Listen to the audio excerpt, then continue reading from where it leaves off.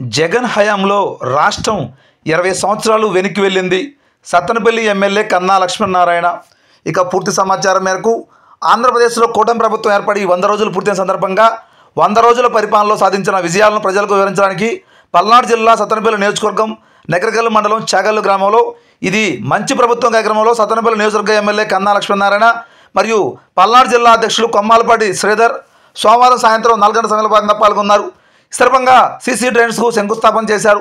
స్వర్ణాంధ్ర 2047 బ్రోచర్ను ఆవిష్కరించారు.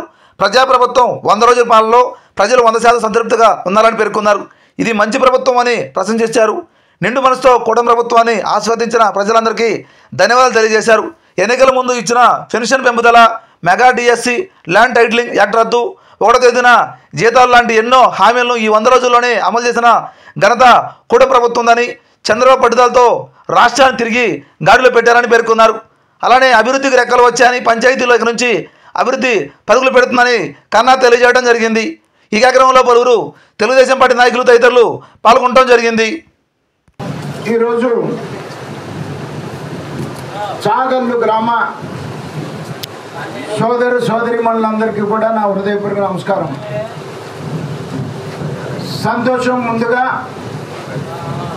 మేలో జరిగినటువంటి ఎన్నికల్లో మీ అందరి ఆశీర్వాదంతో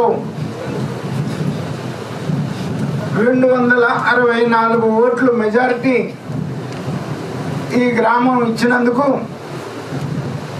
మీ అందరికీ కూడా నేను హృదయపూర్వక ధన్యవాదాలు తెలియజేస్తున్నాను. మొట్టమొదటిగా